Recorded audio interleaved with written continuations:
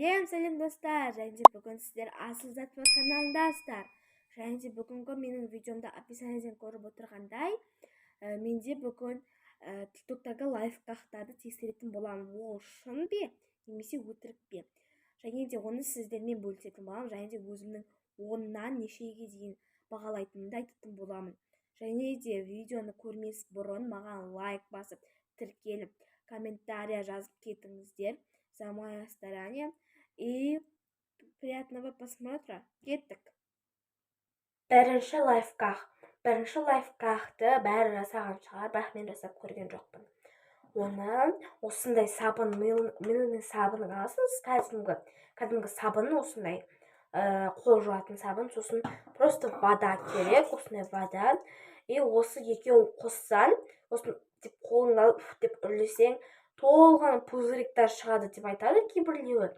Бірақ мен сенбеймін, потому что ол үшін кәдімгі арнайы зат керек деп ойлаймын. Енді қазір біз жасайтын боламыз, сол оны айтады ғой, мыльные пузыри деп, сондай мыльные пузыри жасайтын боламыз.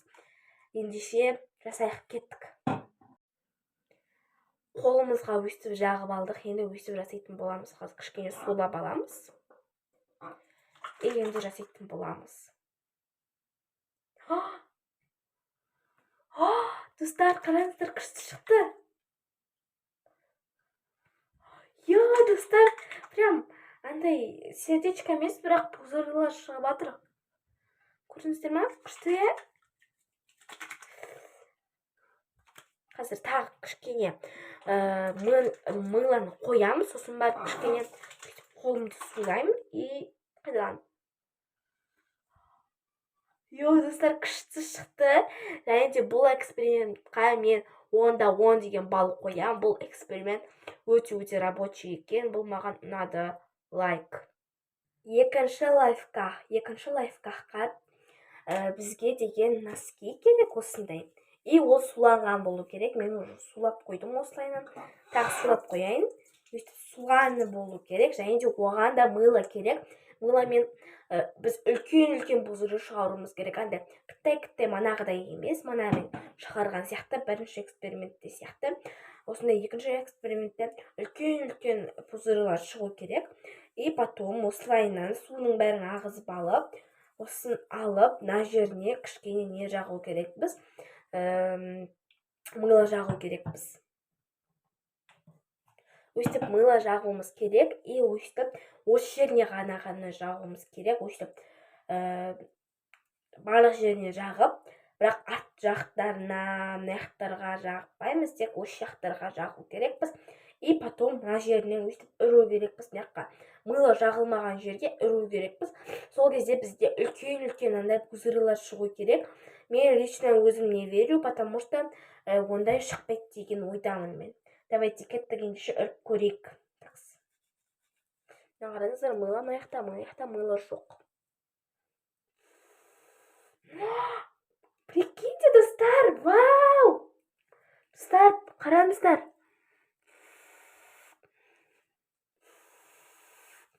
Достар, короче, маяқта деген пузырин шығып жатыр, и плюс маяқта кіттай пузырлар атып шығып жатыр. Так, прям күшті шықты. Тағы да жасап көрейік. Осылайынан не істеп, кішкене сулайық. Я не думала, что осылай болады. Достар, бұл 100 раз лучше шықты манағыдан. Просто көп не қосуларыңыз керек. Қараңыздар. Достар, күшті.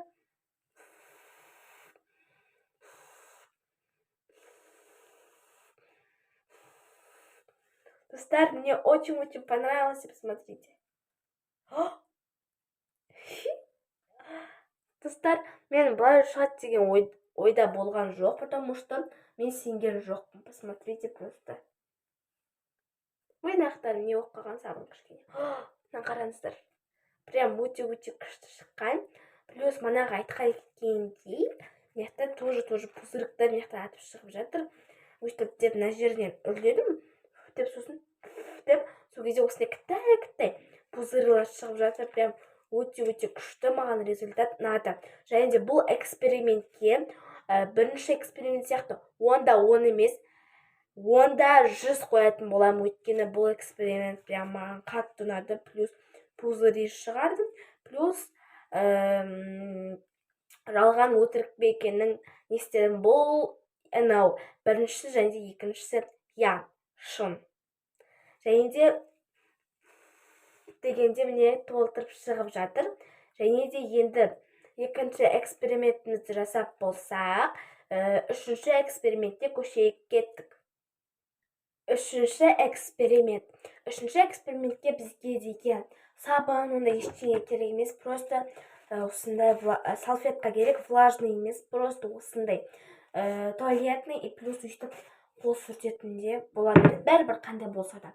Осындайды алып, суға не істеу керек? Біз өйстіп мұжып, суға өйстіп малып, лақтырсаң, осылайынан жабысып қалады дейді. Мысалы, өйстіп магнит жабысып қалады, осылайынан жабысып қалады дейді. Білмеймін, мен де оған не верю. Я думаю, что бұл өтірік. Енді бірақ проверить етіп көреміз. Осылайынан не істеп алдым. И кішкене суы керек, бірақ суы кетпеу керек одан. Болды.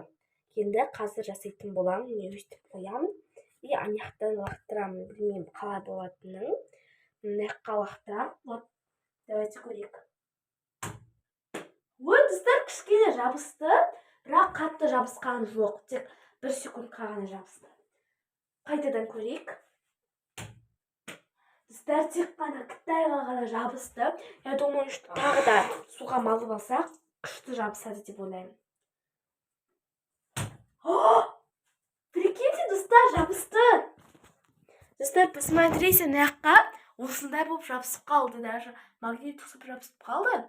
И бұл лайфхак, дұрыс, бұл лайфхак күшті. И плюс бұл лайфхакты жасай беруге болады. Мысалға, ойын ойнағың келіп отқанда осындай нені алып, суға лақтырсаң өстіп жабысып қалады екен. Бұл лайфхакқа мен 10-да 8 деген балл қоям, бірақ бұл қаттыға держаться етпейді, қатты держаться етпейді. Тек қана 10 или қытай ғана намочить етсең 1 секундқа жетеді. И бұған мен 10-да 8 балын қоятын боламын. Ендеше біздің ең соңғы 4-ші немізге көшейік, 4-ші экспериментімізге, лайфхагымызға кеттік. 4-ші лайфхак бізде бір необычный лау, потому что оған ватные диски керек. Және де бір манағы заттардың бірі осындай мыло керек. Сосын бар, конечно же, вода керек, потому что одан біз пузыри шығаруымыз керек. Пузыри шығару үшін әрине де вода керек. Және де қазір оны не істейміз? Осыны аламыз, бір ватные дискиді аламыз да. Осындай қылып аламыз, және де оның екі частын да істеп аламыз, сулап аламыз. Сосын тек қана мына жерін ғана жасаймыз, да, мына жерін оставлять етіп қоямыз. Мына жерін ғана жасап, осындай мыло қыламыз, осы жерін. Менде жасыл мыло, плюс яблочный мыло. И осындай қылып жасаймыз. Мына қараңыздар, мыло жағып қойдым. Енді өйстіп үрлегенде мына жақтан емес, мынау менің аузымның жағынан шығу керек. Бірақ мен оны аузыма тигізбеуім керек, потому что ол сабын. Кеттік. Достар, кішкене пена шықты.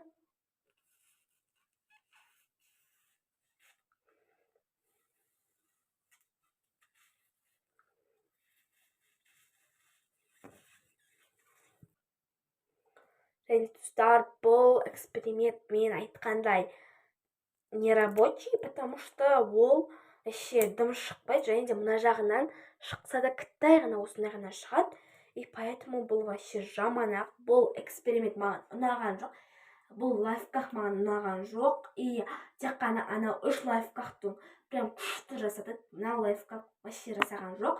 Поэтому бұл жаман-ақ лайфхак. Оны жасамай қойыңыздар. Ал менің манағы айтқан 3 лайфхагымды жасай беріңіздер. Оған мен гарантия берем, ол өте күшті жасалынады, бірақ оған көп су және де көп сабын құю керек. Сол кезде күшті болып шығатын болады. Және де достар, менің лайфхактарым бітті. 4 лайфхактың тек қана 3-еуі ғана жасады, біреуі подвела. Және де менің видеомды до конца қарап, лайк басып, комментарий жазып кеткен адамдар өте-өте күштісіздер. И потом айтайын, маған тіркеліп лайк басып кетіңіздер, потому что менің старанием бар. Мен сіздерге видео жазап стараться етемін. Және де лайфхактар да бітті, менің видеомда соңына жетті. Всем пока-пока, маған тіркеліп кетіңіздер.